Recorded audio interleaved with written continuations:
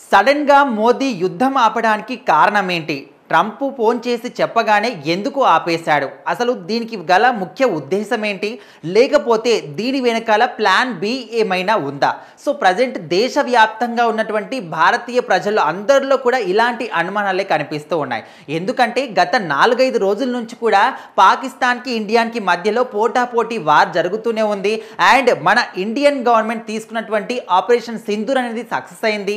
అదేవిధంగా ఉన్నట్టుండి పాకిస్తాన్ నుంచి కూడా మన దేశం వైపు డ్రోన్లు కానీ అదేవిధంగా ఫైట్ జెట్లు కానీ రావడం, సో వాటిని మన ఇండియన్ గవర్నమెంట్ చిత్తుగా ఓడింపజేయడం ఇదంతా కూడా జరిగిపోయింది.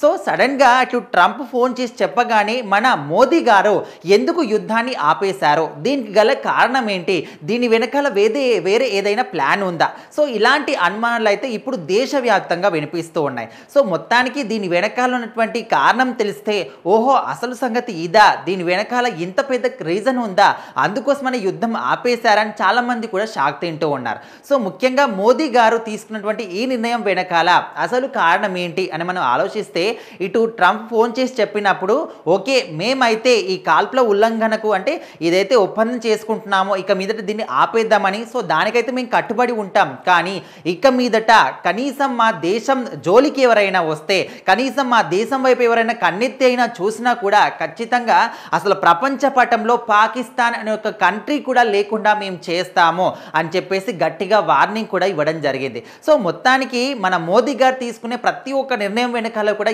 ఏదో ఒక రీజన్ ఖచ్చితంగా ఉంటుంది. ఇప్పటి వరకు అండ్ ట్రంప్ ఫోన్ చేసి చెప్పగానే ఆపేస్తాడంటే ఇప్పటి వరకు మనం చూసినటువంటి మోదీని చూస్తే ఖచ్చితంగా ఎవరు చెప్పినా కూడా మోదీ గారు వినరు. సో ఆయన ప్రజల కోసం ఏది మంచి జరుగుతుంది, మనం ఏ నిర్ణయం తీసుకుంటే ప్రజలందరూ కూడా దీన్ని ఆహ్వానిస్తారు అని దాని గురించి ఆలోచించే పక్కాగా ఆయన ఒక ప్లానింగ్ చేసుకొని మరి అన్ని నిర్ణయాలు తీసుకుంటూ ఉంటారు. సో అదేవిధంగా ఆపరేషన్ సింధూర్ ఎప్పుడైతే పహల్గామ్లో ఒక ఉగ్రవాదుల దాడి జరిగిందో అప్పటి నుంచి కూడా మన మోదీ గారు ఎందుకు సైలెంట్గా ఉన్నారు, ఎందుకు ప్రతిదాడి చేయట్లేదని రకరకాలుగా చాలా మంది విమర్శలు గుప్పించారు. సో అలాంటి విమర్శలు అన్నిటికీ కూడా ఒకే ఒక్క గట్టి ఆన్సర్గా ఆపరేషన్ సింధూర్ని ఆయన ప్రారంభించడం జరిగింది. అదేవిధంగా ఇప్పుడు ఈ యుద్ధాన్ని ఆపేయడం వెనకాల కూడా ఒక రీజన్ మాత్రం ఉంది. సో మొత్తానికి యుద్ధాన్ని ఆపేయడం అనే ఒక విషయం పట్ల మాత్రం నిర్ణయం తీసుకున్నారు, కానీ సింధు నది జలాలు వదులుతామని కానీ, అదేవిధంగా వీసాల విషయంలో కానీ, అదేవిధంగా ఆ దేశానికి మన దేశానికి రాకపోకలు కానీ, బిజినెస్ పరంగా కానీ ఇలాంటి వాటిలో ఏ ఒక్క దాన్ని కూడా ఆయన క్యాన్సిల్ చేయలేదు. సో మొత్తానికైతే ఇక మీదట ఎవరైనా ఉగ్రవాదులు కానీ, పాకిస్తాన్కి సంబంధించిన వాళ్ళు కానీ మన ఇండియన్ మీద కనీసం కాల్పులు చేయడానికి ట్రై చేసినా కూడా, కవ్వింపు చర్యలకు పాల్పడినా కూడా ఇంకా ఖచ్చితంగా ప్రపంచ పటంలో పాకిస్తాన్ దేశం అనేది ఉండదు అనే విధంగా మా ఆర్మీ మాత్రం చాలా అలర్ట్గా ఉన్నారు. ఇప్పటి నుంచి ప్రతి ఒక్క జవాన్ కూడా మా ఇండియాకి గస్తీ కాస్తూ ఉంటారు. ఏ ఒక్క ఉగ్రవాదులైనా కూడా ఇండియా మీద దాడి చేయడానికి ట్రై చేసినా కూడా అక్కడికక్కడే తుక్కు చేసేస్తారు.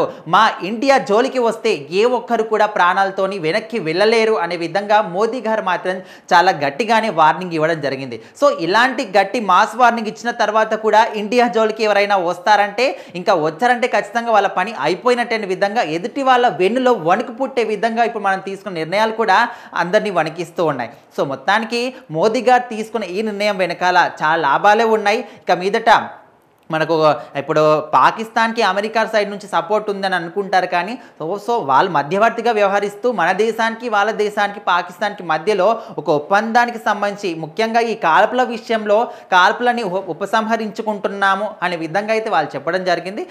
చూద్దాం మరి ఇక మీదట ఖచ్చితంగా ఎవరు వచ్చినా కూడా ఇండియా జోలికి వస్తే వాళ్ళ ప్రాణాలు మాత్రం ఉండవు అని చెప్పుకోవచ్చు.